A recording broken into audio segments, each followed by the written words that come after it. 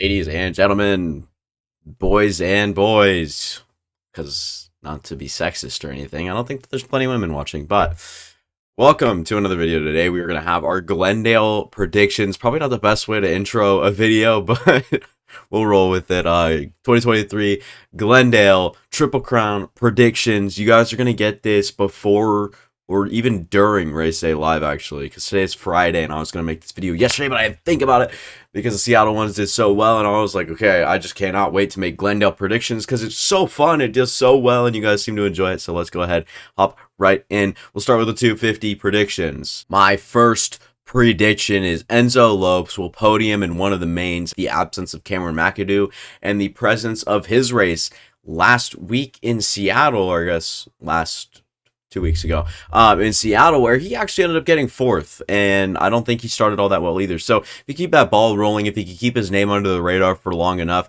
I think that if he podiums in one of these mains, in this Triple Crown that's coming up in Glendale, I think that he has a pretty good chance at a good run at a top three guy to finish off the season. I think he can make his case for being one of the better 250 riders out there that isn't on a factory ride if he isn't already that guy. I think right now, he'll probably have some money thrown at him, some better opportunities as of right now. But imagine he steps up on that podium, even in one of these mains, alone as, if he were to podium, even another round down the road. I think that that would be huge for him and whatnot. But my first Glendale prediction is Enzo Lopes will podium in one of the mains. I'm not confident in that one, but I really do hope it happens. I really think it can happen, but it's not like one of those 100% guaranteed ones. But this is another one that is completely out on a limb that I'm not confident in whatsoever, but I say it because it's fun.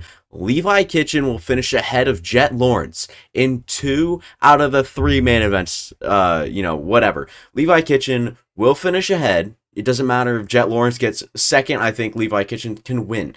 All right. In 2 out of these 3 main events that we'll see in the Triple Crown, I think Levi Kitchen, he won the first Triple Crown. Jet's famously not great at them, so see what happens there. But that is my second prediction. Moving on to the third.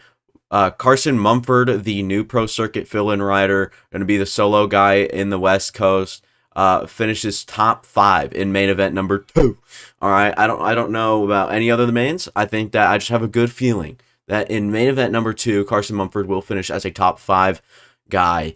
So that might age well. And then one that I'm highly confident about, Max Vohland will finish in the top 5, but that's not the prediction. Max Vohland finishes 4th overall tonight. I think if he can really catch his, catch a groove, something like that, catch his flow, catch something, right? We need him to finish 4th overall. And I think that I can confidently say he'll finish top 5 overall, but I just need Maximus Vohland to finish 4th overall on the dot. I don't have him anywhere else. After all 3 mains are said and done, Max Vohland will finish 4th overall. To the very next one, RJ Hampshire will at least win one of the main events. So if you guys don't know what a Triple Crown is, it's basically 3 main events, and you take combined scores of your finishes from all 3, put it together. I think that Hampshire can win at least one of those 3 main events.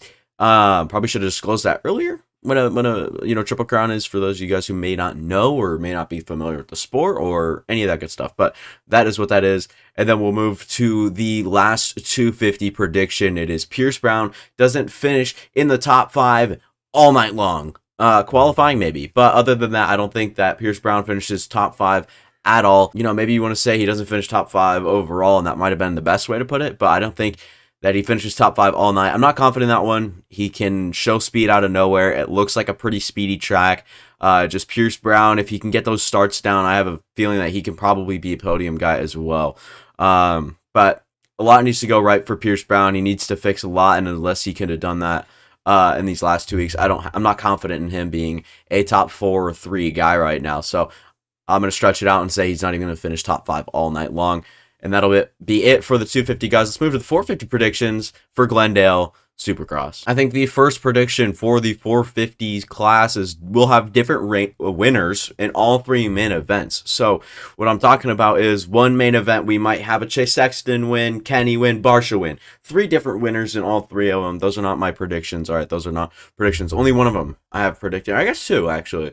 But we'll look at the second one here. We'll see Cooper Webb podium in all three mains, whether that's a win, second, or third place. That's a podium. I think he'll get first, second, or third in all three main events, and Mr. Consistent will get even more consistent, just finishing on the podium. We'll see how that kind of ages. Next one, we're kind of speeding past all these ones right here, but Chase Sexton will win main event 1. We've seen how good he is. If he can get that start, I think in main event number 1, all right, I think that's where he wins. Nice clean track, perhaps. We'll go out and have fun for a short amount of time. And I was thinking about this when I was like, okay, main event number 1, right? Who's normally really good in these opening laps? It's Ken Roczen. I think Ken Roczen will lead laps in Glendale. Crazy as that might sound to some people, I think that I'm fairly confident that this has a chance of happening. I'm not saying that this is one that is 100% guaranteed. I just think that possibly Ken Roczen will lead laps in Glendale, and I think that that is one that isn't too far out there. Very next one I have, we'll see AP podium. Maybe in one of these mains, but I have him for overall. So I think AP podium overall is quite absurd. He might be able to sneak his way into third. I think this one's highly unlikely to happen, but I'm just wishing the best for AP after his crash which one was that? That was Detroit. So wishing for the best for him. So I'm going to keep having him in these predictions here as the season goes on. Hopefully, good wishes and spirits out for him, because obviously heartbreaking way to go out in Detroit. And so now AP will find himself on the podium. Very next prediction, we will have Eli Tomac finishing 3rd, 2nd, and 4th in the Triple Crown. I have them finishing 3rd in main event 1, 2, or 2nd in main event 2, and 4th in main event 3. If that actually comes true, right? I want to be the best predictor in motocross, supercross, super motocross history. If I can nail these, because last week, or I guess in Seattle, last race, I had so many predictions hit, and that was incredible. I mean, I think 50% of my crazy ones hit, so we'll see how that one works out. But this one, I think, is probably the most likely to happen out of all these, maybe except the Cooper Webb podium and maybe the Chase Sexton main 1 win. Justin Barsha wins one of these 3 Triple Crowns.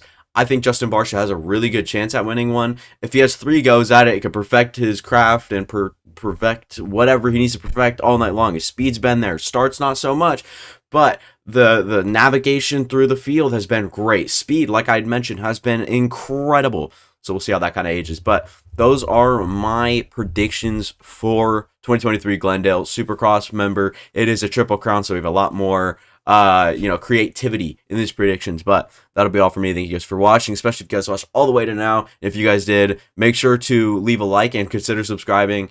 It would mean the world to me, and I'll see you guys next time.